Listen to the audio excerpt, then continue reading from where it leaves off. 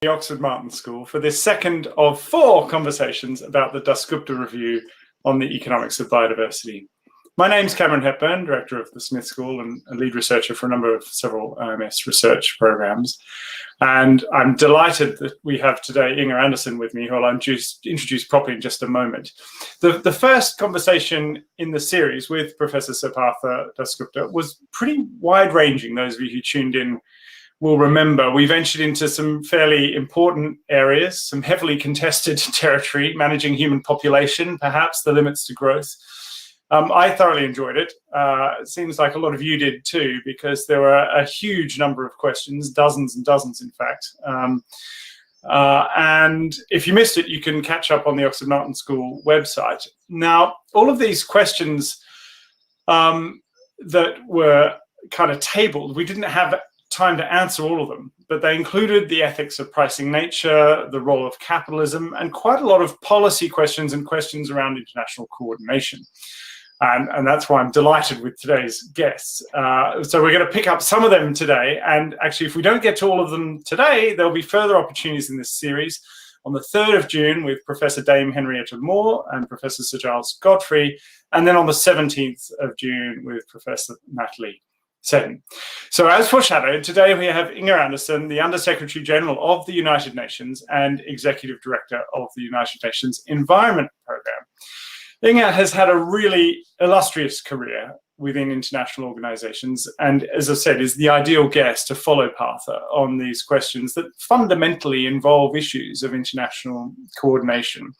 Between 2015 and 2019, she was Director General of the International Union of Conservation of Nature, for the Conservation of Nature, the IUCN as we know it. 15 years at the World Bank, including multiple leadership positions, including Vice President for Sustainable Development, and has spent 12 years before that on drought desertification and water management at the UN. She's a Dane, and I'm pleased to say that her tertiary education was in the UK and with a master's at SOAS focusing on economics and development.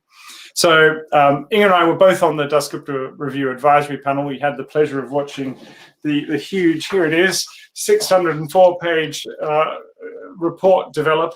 And actually, in case you missed it, UNEP and Oxford have been collaborating on observing the economic recovery. We launched a recent report together, Are We Building Back Better? And the report is online as it's the launch event with IMF Managing Director Kristalina Georgieva and Inger as well. And Brian O'Callaghan, who led the work at Oxford, and I'm really grateful to Inger, and Stephen Stone from UNEP for their partnership. So today, I want to explore Inger's thoughts about the review, the post-2020 biodiversity framework, nature-based solutions, the intersections with climate change, the green recovery, and obviously anything you want us to explore too. The Ask a Question button is where it usually is, down the bottom on the right, so please do use it. But let's start, Inger, with a very general question. What do you think the most significant conclusions from the review are, and how has it changed the conversation for you? Well, first of all, thank you for having me, and greetings from Nairobi, where UNEP is headquartered, the only UN organization in the Global South. We're very headquartered in the Global South, which we're very proud of, together with UN Habitat. So at any rate, look, the Dasgupta Review is interesting from so many points of view, but I mean, sort of at the very basic level, it speaks to nature is an asset class, and don't forget that. Don't ignore that actually nature in the broader economy plays a role that has not been valued. And we can get back to the ethics of valuing, etc., which I always get when I speak, especially with conservation colleagues, obviously. But that in and of itself is significant. And then, of course, this understanding that Partha puts forward, that economic thinking has been flawed in that it hasn't understood that value. And therefore, it has assumed that this is an externality, this is something that is available, you can essentially exploit nature for the benefit of economy and society, and that it is infinite. And bringing that understanding that it is not infinite, and I think climate change, biodiversity loss, pollution, and waste, desertification shows us some of those elements, that the carrying capacity, the limits on planetary boundaries, as as the Stockholm Environment Resilience Institute has spoken. Those things are now showing up, and they're showing up more as we expand our population. So I think those issues are really critical. The Stern Review back in the day was critical because it put the economics of climate change firmly on a footing of economic thinking in the financial world. And that was critical at the time. My hope is obviously, and it was important because it was done by Treasury and not by, environment ministers who I have the greatest respect for, but it's really important that it happened outside of our sector, so to speak. Ditto for this thing now, for the Dasgupta review. And what we hope very much is that it will begin to ride that wave of getting a broader understanding in the economic thinking. Because what we know is that the stock of natural capital has declined. Whilst we have greatly increased produced capital, but a 40% or so decline in natural capital and a significant increase in produced capital. So what does that tell us? We haven't been stewards of the planet as we should have been, and the review points this out very much. Great, that's a super set of points to start off with. I want to come back to this, 40% decline in natural capital, but I just know we're going to get it in the questions, the ethics of pricing nature. Sure, and as you say, you always get it too. I've actually written on it because it ended up plaguing me. So let's knock that one off. Is it okay to put an economic value on nature? Are we not pricing the priceless? Are we not devaluing all of the dimensions of nature that really matter when we stick it into a finance ministry and onto a spreadsheet? Is this not part of the problem, not part of the solution? No, it's very much part of the solution. And the reason why it's part of the solution is that we shouldn't juxtapose these things.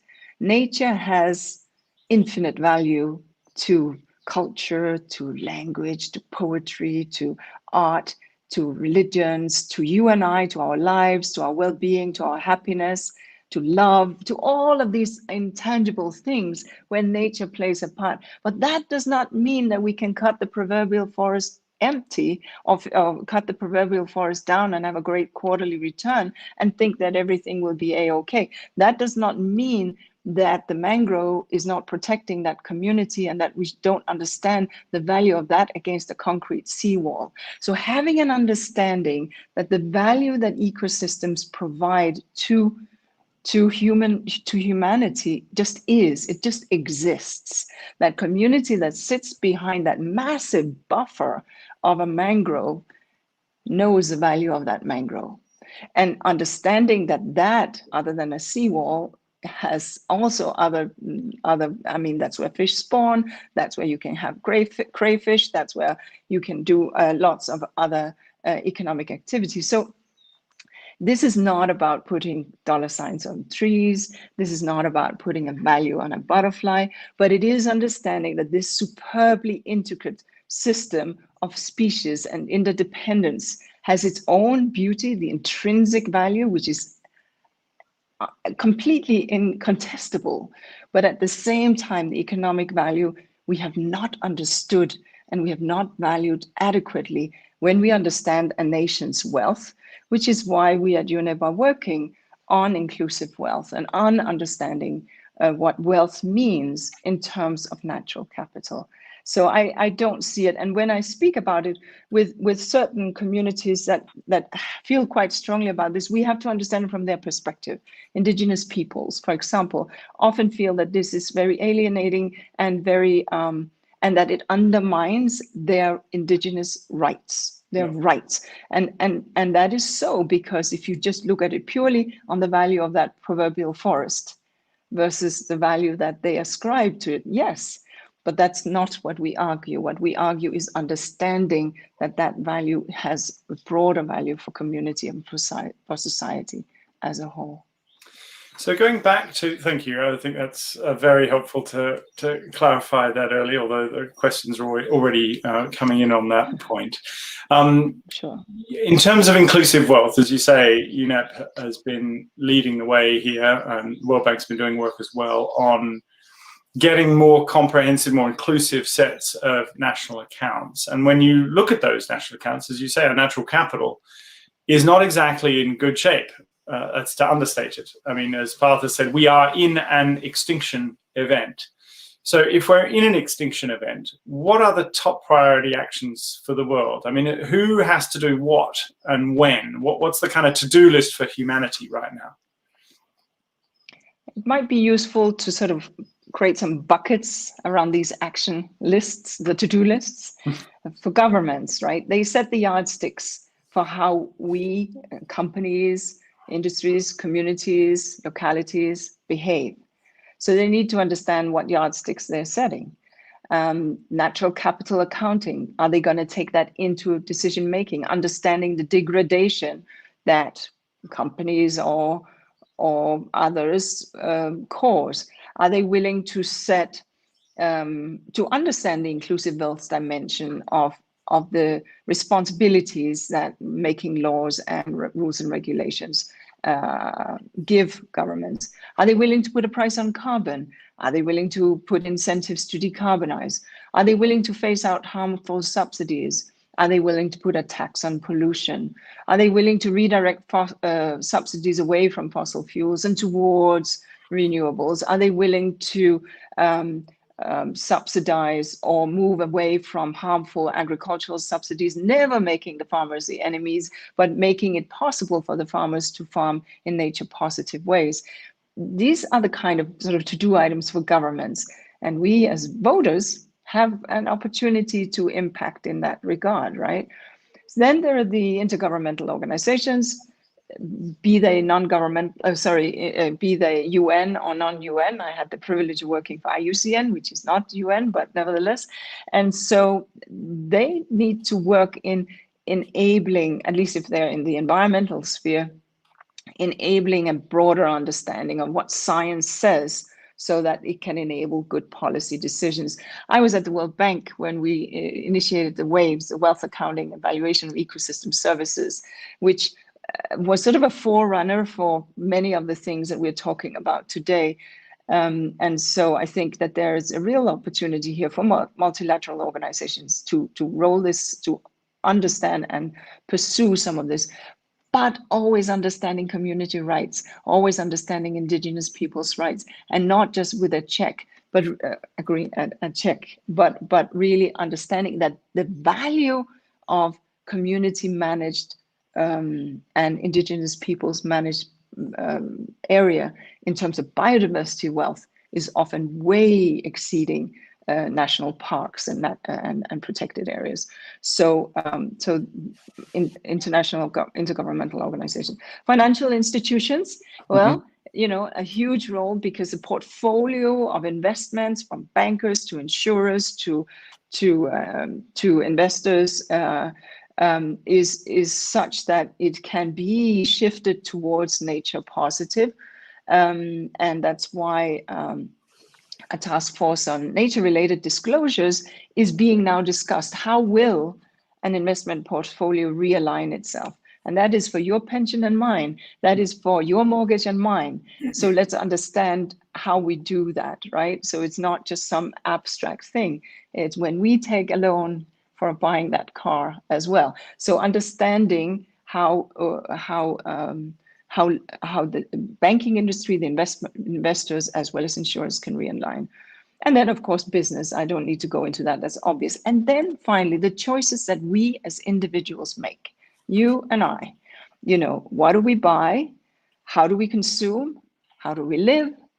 Etc. And often that is sort of thought as an afterthought by individuals. Oh, what can I do? I'm such a small consumer, you know, in the big scheme of 7.5 billion. The truth is that the world is made up of 7.5 billion, and each and every one of us have a choice to make in our consumption patterns and in our footprint. So all of that's kind of a long to-do list, but you need to look at it in each of the buckets. I was thinking it is quite a long to-do list, and I'm glad you did put it into those buckets of government, kind of international institutions, NGOs, financial institutions, business, and individuals. And I guess, you know, if I were a teenager, I'd be looking at people like you and me and thinking, why why haven't we done this already? I mean, it's not as if this is really news to any of us. What's the blockage? Where are the personal incentives of the leaders of these organizations lined up to do what they need to do, or is there something? Why do we have all these huge fossil fuel subsidies, and how do we actually get rid of them?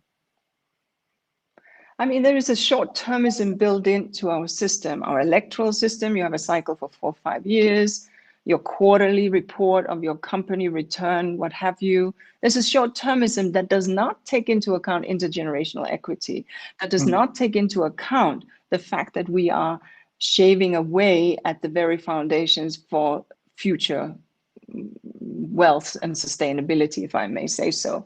And that's the difficult conversation, because maybe it is easier for me as a politician or as a business person to just deal with the short-termism. Now, the good thing is that more and more people have understood that actually the intergenerational and the longer-term perspective is real. And it is about investing in the future, that you will create better jobs, that you will create opportunities. It is about redirecting investments towards renewable, sustainable, and nature positive. But these things only happen with governments living up to the commitments. Look, in 2010, governments turned up in Nagoya, in Japan, for what was COP10 of biodiversity. And at that point, I was there with a different hat, but it's immaterial. And I was there for the World Bank. And at that point, we agreed to what was called the Aichi targets. They are actually really rather good. These 20 targets, they're hard to measure. So, but in principle, and government signed up to them, but nobody has lived up to them. So that's not acceptable. And I think with what we're now seeing, there is a much greater awareness that it has to take an all of society approach.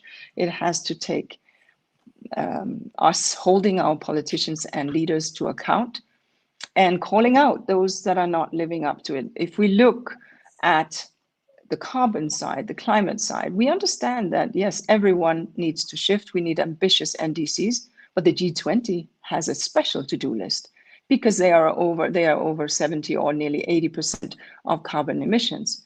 So we need to understand the inequity between nations in this, and the same is the case for biodiversity, understanding how we need to, this is a global common good, but it is hosted often in very poor countries. So understanding that we have access to resources, access to transparency, and access to support and capacity building and technology. So we haven't done it well enough.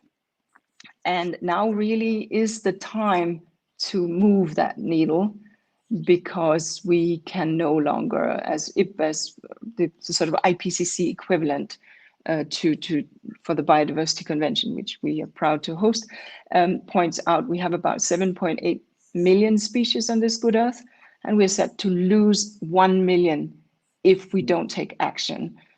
And that will cause inevitably ecosystem impacts that we cannot, well, I can get into that, but it will have severe impacts. Just think pollinators and losing pollination.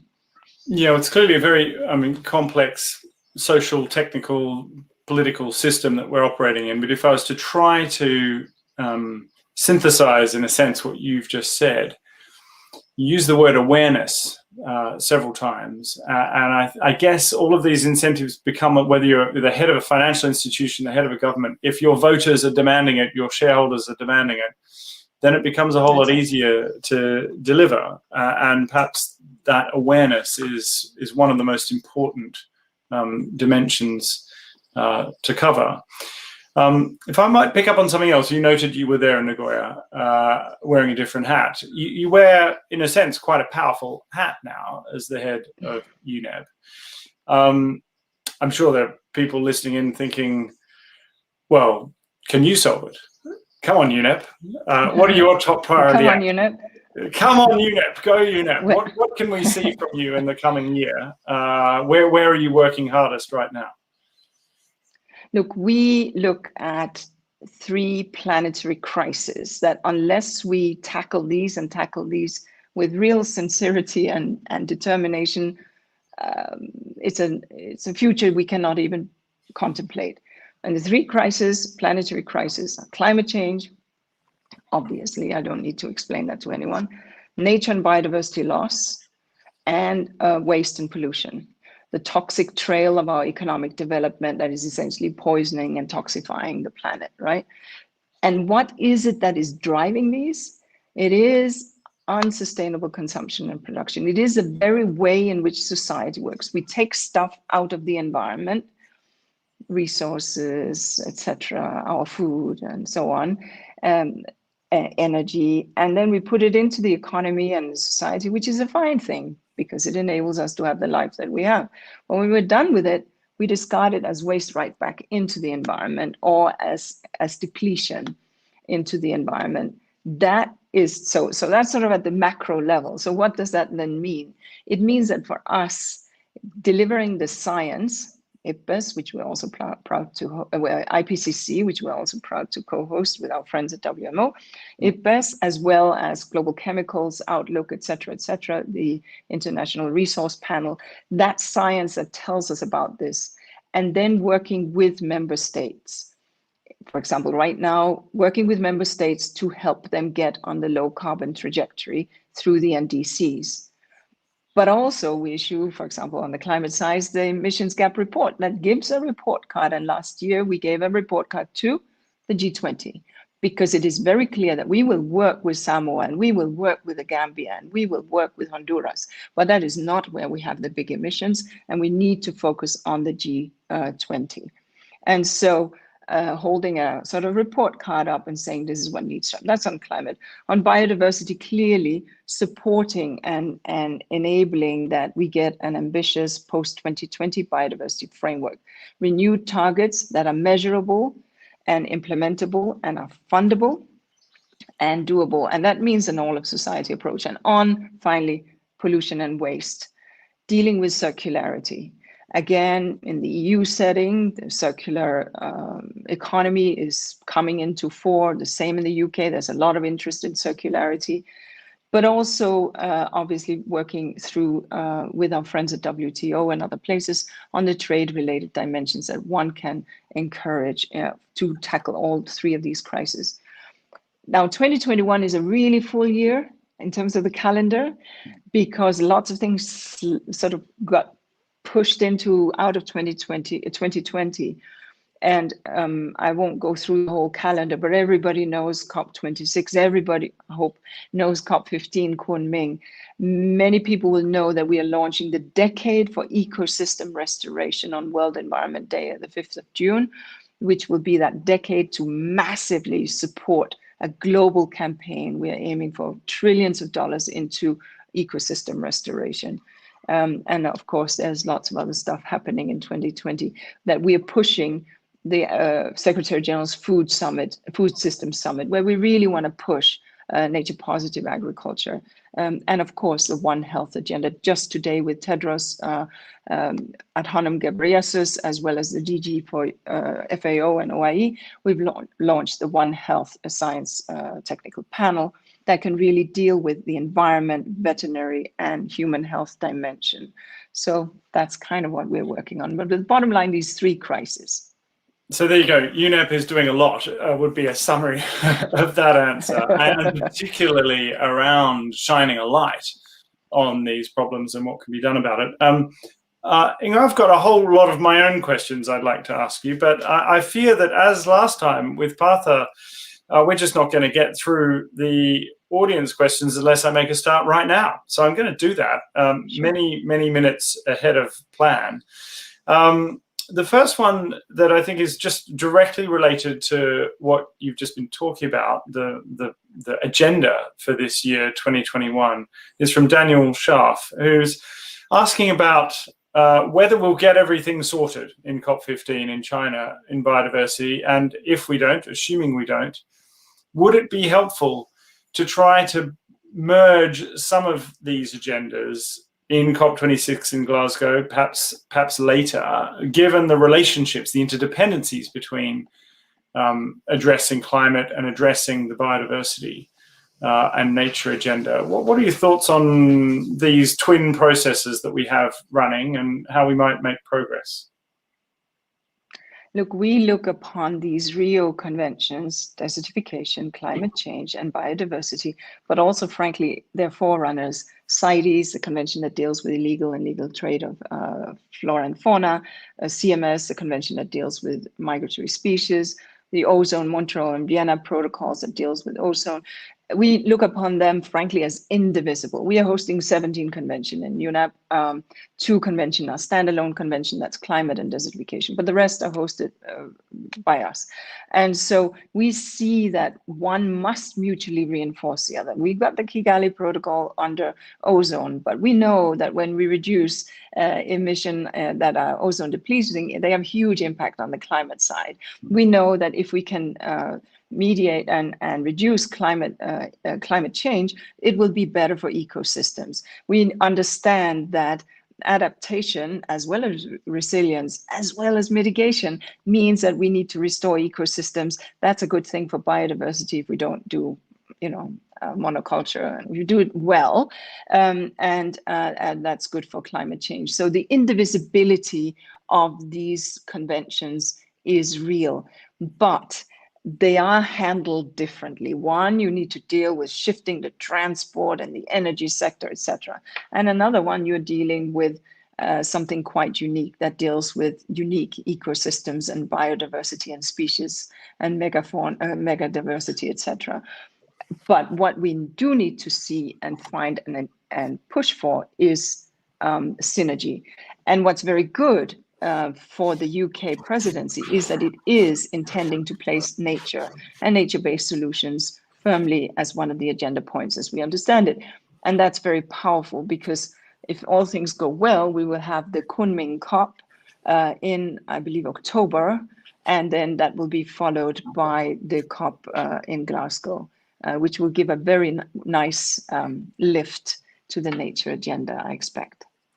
Thanks very much. I hope answers Daniel's question pretty nicely. Next one is from Richard Vernon, and he's taken the 3 planetary crises that you're speaking of and noted that arguably all 3 are being driven by population growth. Now, this is a topic that often comes up in Oxford Martin School discussions. We don't always dive into it because it's quite contentious, but given the review's focus on population, we had, I think, quite a good and frank and thoughtful discussion about population and the management of population with Partha, who described himself as a liberal and didn't really want to go in for heavy-handed population control. But I'm wondering whether you want to, feel free to say not my cup of tea, but would you like to say anything about how we might think about fundamental drivers? It's population times consumption per capita, I guess, driving many of these problems. Sure. What should we do about the population side of things? Well, first of all, we need to understand that, yeah, of course, if we were 1 million or 1 billion roaming around this earth, the pressure on the earth would be different. That's clear. That's just basic. That's basic understanding. Everyone knows that. Yeah. The second point we need to take on board is the problem is not right now the woman in Africa who has 5 children. The problem is you and I and our footprint, right? The top 1% or the top 10% is responsible for some 80%. In terms of income, is responsible for some 80% of emissions. And let's be clear, the top 10% is something like, I forget, $79,000 a year. We had all these numbers in our emissions gap report, so they can be verified there. And the top 1% is people who earn what probably many people in Denmark and the UK earn. So this is not the jet setting. These are people with $150,000 to $200,000 a year. It is still rich, but it's not uber rich. So that's the first point. That's where the footprint is. That is why the reduction in footprint and the injustice, the climate justice dimension has to be important. Now, having said that, the third point is we need to give gender equity. We need to have women being in charge of their lives and in charge of the life decisions, including education, including when they get married, including when they decide to have children, and be agents of their own bodies. And these are the sort of basic things that we just need to deal with and not talk about the sort of other dimensions. We know that if girls have no power and if they're not empowered under the law and in society and by tradition, chances are they may get married very young and not be able to make life decisions. We as women need to have agency over our life and our life choices, including our children, how many children we want. If we deal with these three bits, we will have addressed a massive dimension of the population issue. And that's sort of how I always respond to this, because there is a sort of emphasis on societies that are poor, where the normal thing to do is to have more children, because then that's how you safeguard your own social safety net. But it is about poverty eradication and women empowerment, amongst others. Thank you. I think that's a good answer. That'll probably leave many people thinking, hurrah, listening in, but let's see. More questions will doubtless come.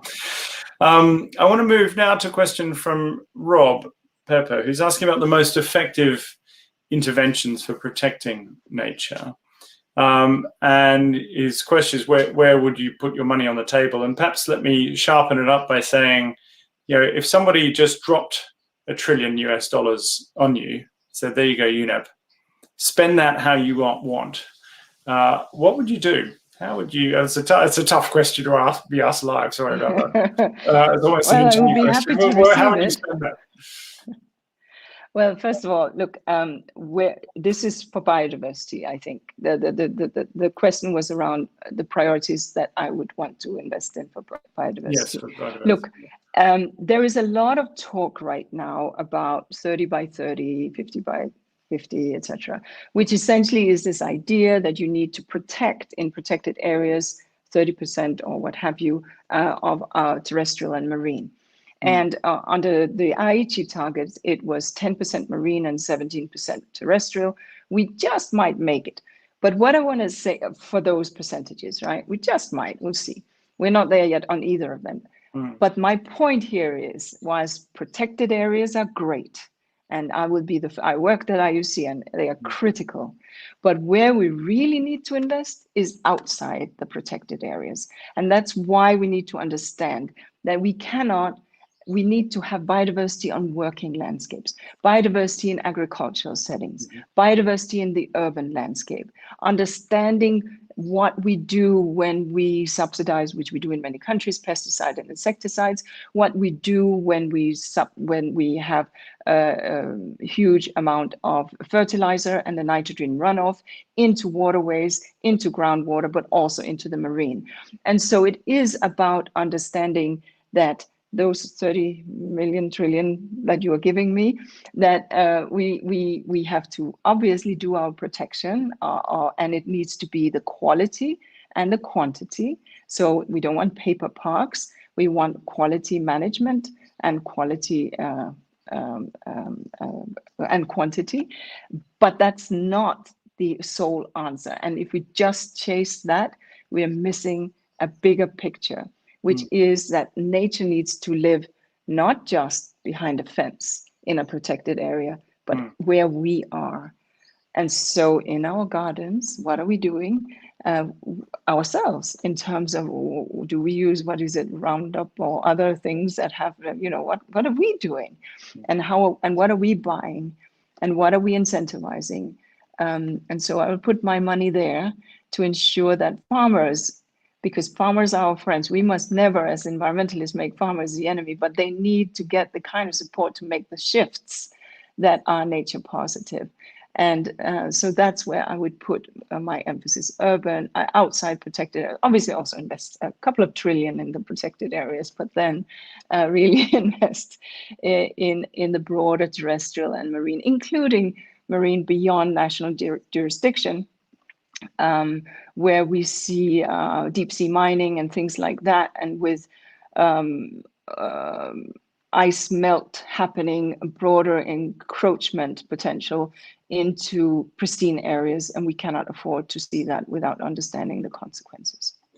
So I can't risk asking a little bit of a follow-up, but would you reserve any funding for research and development into technologies that might offer demand substitution. It's kind of an interest of mine. We know that an awful lot of habitat destruction is driven by various animal products. And we know that if we were to deliver those proteins in alternative ways, either plant-based or cellular-based proteins, we could cut the land requirements down perhaps by as much as a factor of 5 or 10. Would that be something that if you had $1 trillion, would you reserve any of it for that sort of thing, or do you not really place much hope in the tech side of things? No, absolutely. I place hope both in the tech side, but also in the choice side. We have to have a conversation about the diets we are having, because look, maybe you and I and people who live like we do can be very happy about the way we get our protein. I'm a lifelong vegetarian, but that's another story. But and it's protein matters. Meat protein matters in many countries, but we can't all have steak every night. And if 7.5 billion people wish to do that because now we are wealthy enough to do it, it just does not compute. And so we need to have an honest conversation about dietary choices, as well as looking at alternative ways of getting protein, but not legislating on this point, because that will completely not work. And it would be completely hypocritical.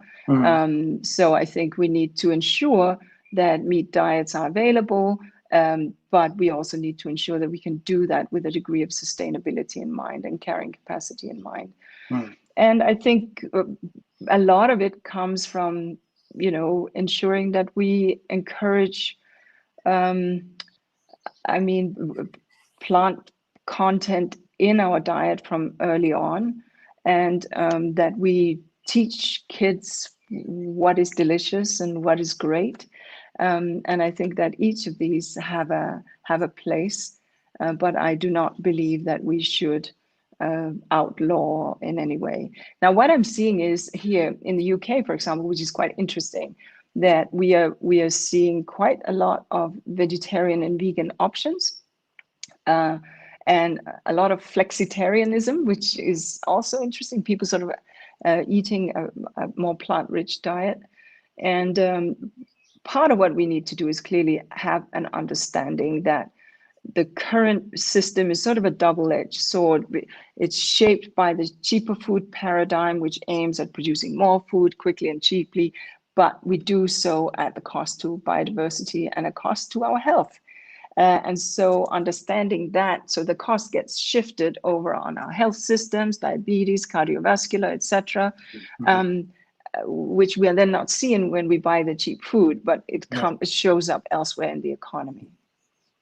Is it an implication what you said, that perhaps in many countries meat is too cheap?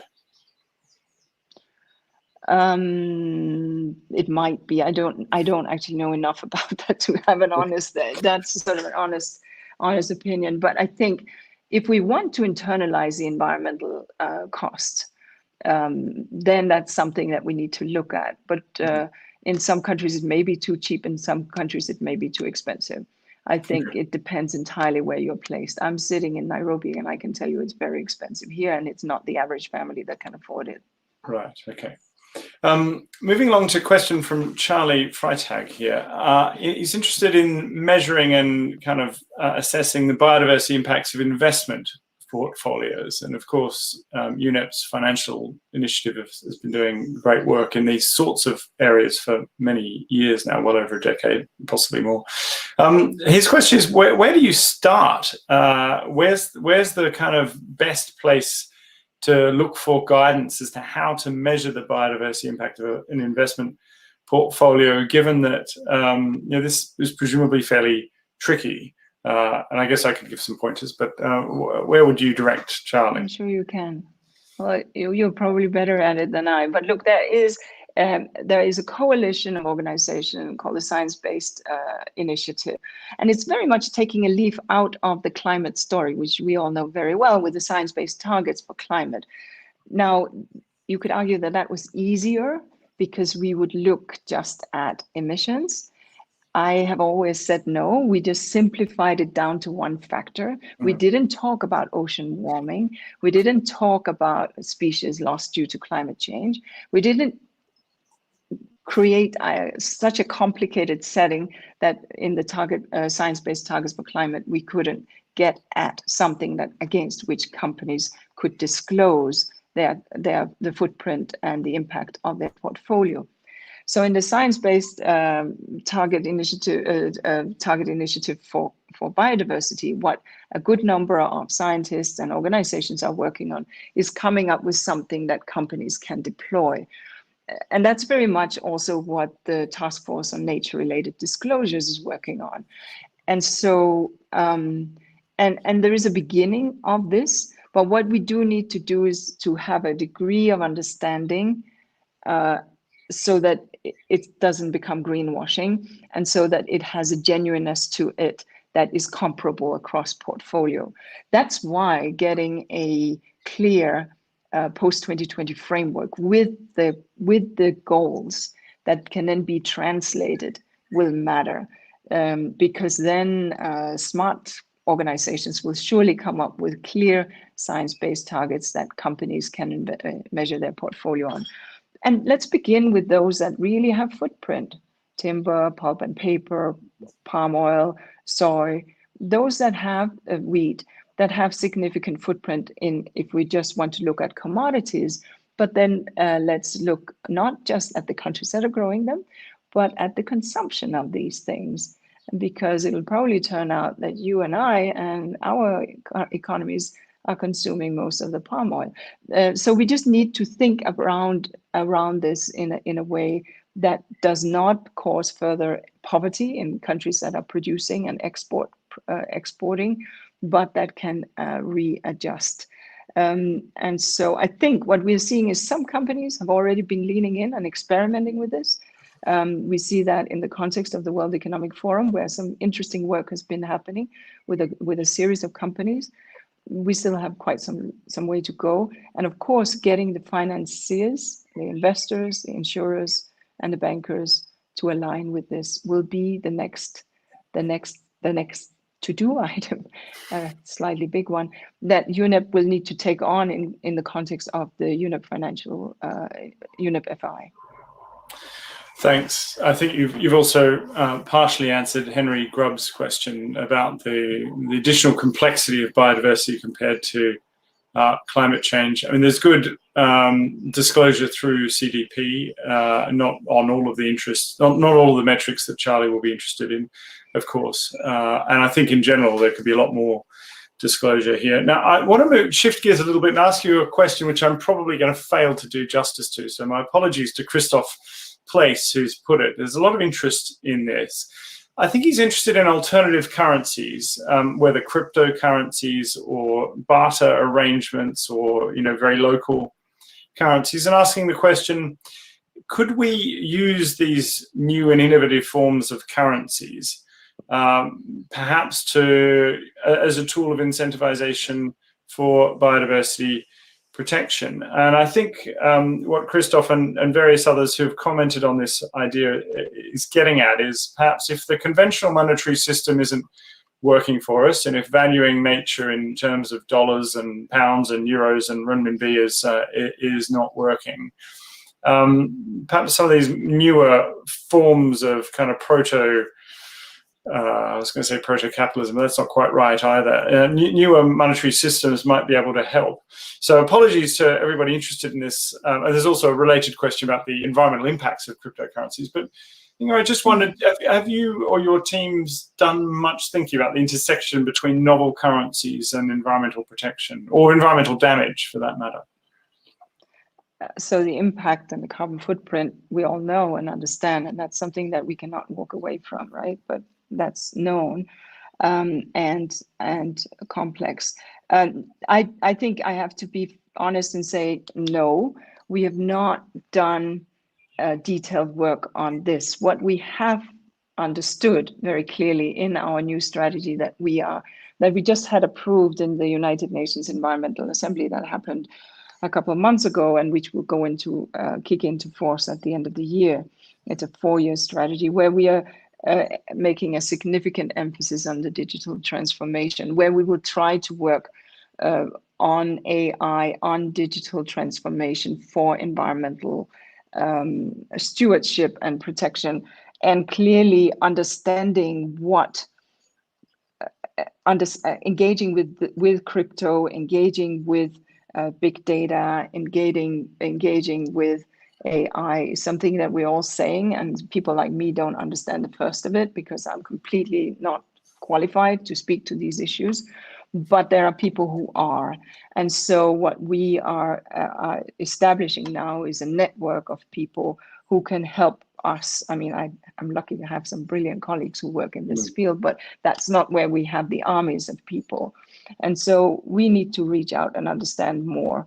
And whether that will be an opportunity to drive funding there. We've seen what we saw what Dogecoin was doing just recently, and it's sort of shocking that what community action can do and stand up companies and not, as the case may be. And that was just sort of done as a joke initially when it was launched, as I understand. So I think there are ways of trying to begin to understand this new market and this new tool and instrument. But we are not there. I have to say also finally that the Secretary General is very, very interested in digital transformation and has launched a digital transformation task force and platform and strategy precisely to lift the UN into this sphere. We have, and just a final point I would say, we have promoted digital transformation through what we call the Coalition for Digital and Environmental Sustainability. That was co-launched at the time when the Secretary General's digital roadmap was launched. And that is an open multi-stakeholder community of engaged digital actors in the environmental space. It's more than data. We have the World Environment Situation Room at UNEP, but it's looking at how we can use that technology for good. But that's a very bad answer to Christoph, because it sounds like he knows much more about this than I do. We'll have to have another session on digital currencies and the environment at some point. That'd be fun, actually. I could learn a lot.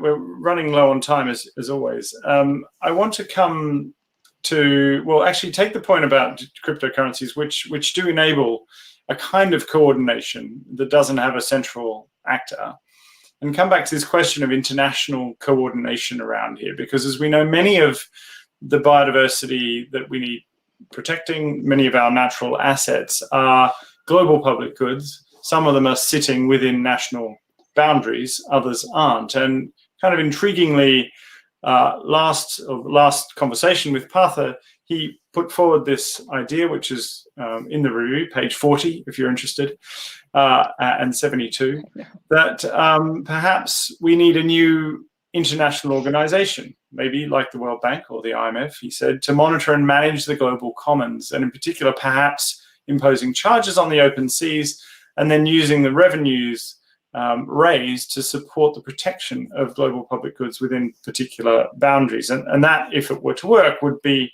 an answer to Andy Johnson's question about, how do we help countries that are nature rich and cash poor? So I guess the broader question, Inger, is how do we go about achieving the kind of necessary international coordination here? What are the best mechanisms to manage the flows of finance from where the money is sitting to where it needs to go to protect nature? Look, I'll get to that, but can I just say that right now we have a pandemic where vaccine hoarding has been the name of the game. If you had the money for the vaccines, you kept them for your population, and the rest of the world has not have access. Commitments have been made to COVAX, the collective vaccination effort, and they're not being followed through. That's just for a little vaccine, right? That's just for a little vaccine. So the first point is really international solidarity means what? International solidarity. Words are easy, but actually actions have to follow through. And that means that people in the wealthier countries actually need to insist on that solidarity. And are we ready to do that? I would hope that we are, but the lessons from the vaccine story are not that good. So here in Kenya, not even 1% are vaccinated. So this is so here we are. But now, so the idea of living up to the commitments we have made over the decades is real, and Partha, of course, is absolutely right.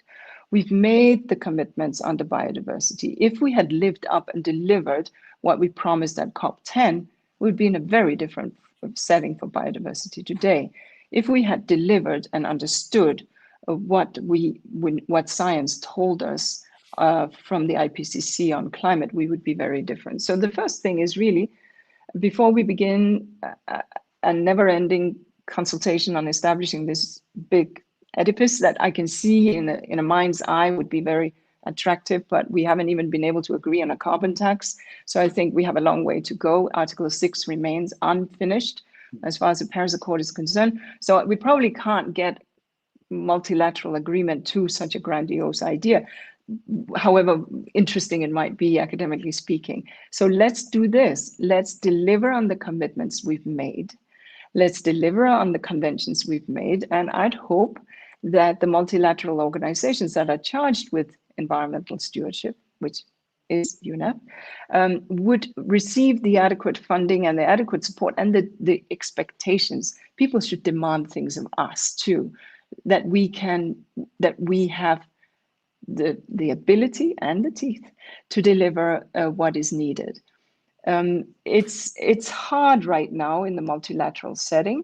It has become easier as we have sort of seen the US come back into the climate accord, etc. But there are divisions, and you just need to open your newspaper to understand that these divisions that reflect in the global, geopolitics are obviously also reflected in multilateralism. But if we are concerned about the next generation, if we are concerned about sustainability and poverty reduction, even in the wealthier countries, we have to take care of our planet, because that is what sustains us.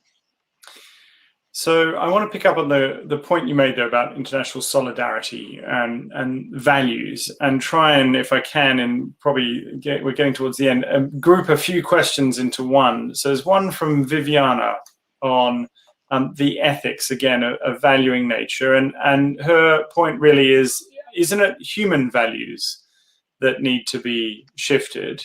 It's perhaps not a population issue, it's a consumption issue, and we need to think about our values. And Jessie Apavu, my apologies for pronouncing your surname incorrectly, made a kind of similar point, that if we're using the economic financial frameworks that we have, that's actually been depleting nature with profit as a key motivation, isn't this to get things backwards? We're putting a square peg in a round hole. We need to be rethinking the underlying objectives and values. And actually, to add another one, Patrick Walkden has said, well, don't we need different measures of what success looks like? Which is kind of related to the point about what we value, what we find important.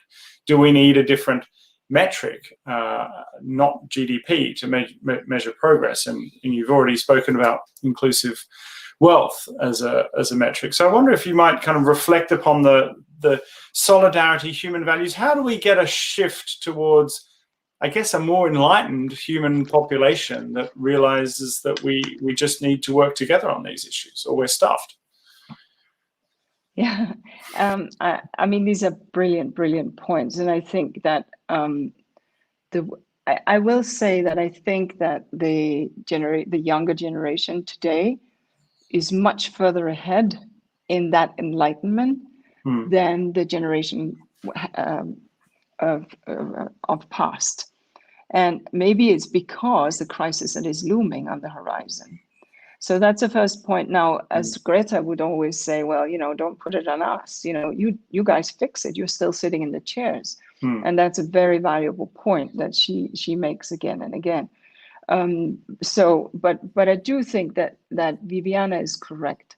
It is the human values that need shifting. We launched just a month and a half ago a report called Making Peace with Nature.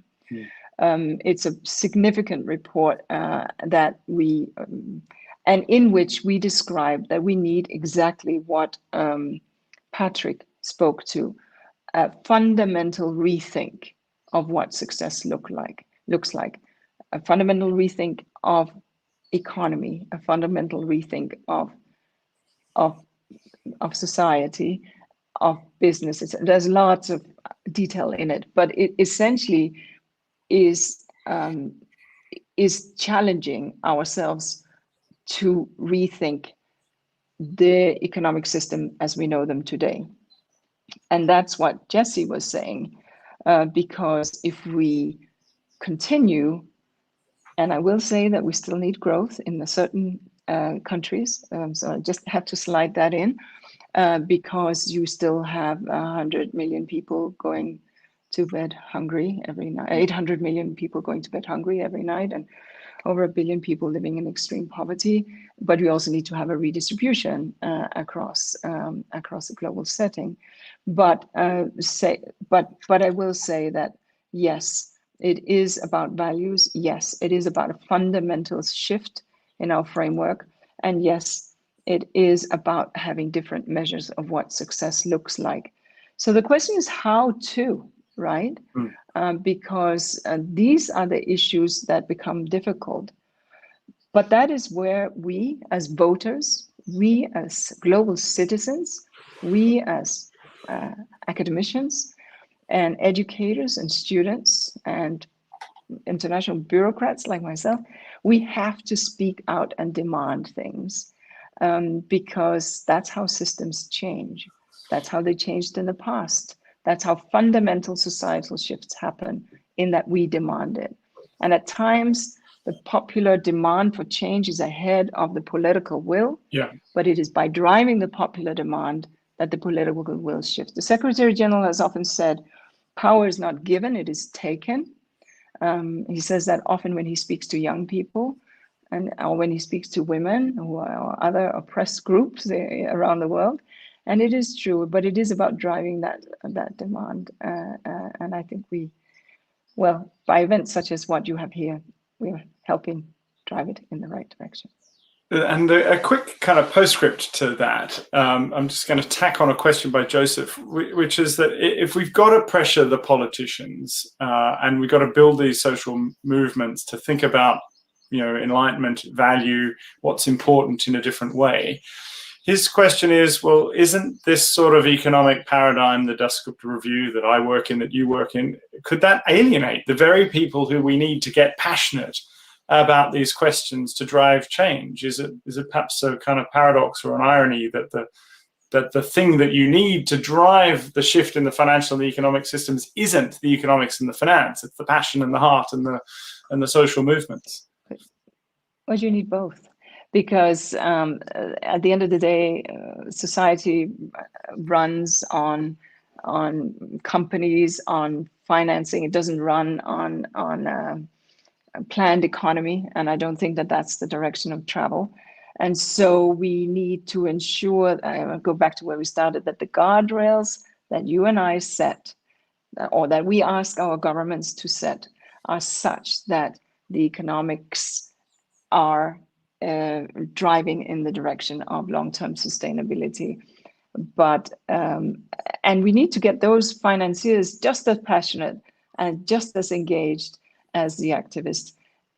And the thing is that therein lies the opportunities for the future, in renewable, in green, in nature positive agriculture, in sustainable consumption and production. That's where opportunities will lie. And then in all the aspects I mentioned in relation to gender and empowerment. Well, I think that is a marvelous place to wrap up this very enjoyable conversation. Thank you very much, Inger, for your time. And I'm sure others have enjoyed it too. I'm sorry we still have well over a dozen, if not more, questions remaining. I will log them. We'll try and get to them in subsequent sessions. As I said earlier, we have a session on the 3rd of June with Professor Dame Henrietta Moore and Sir Charles Godfrey. And on the 17th of June with Natalie Seddon and me. I'll be back again chairing that one.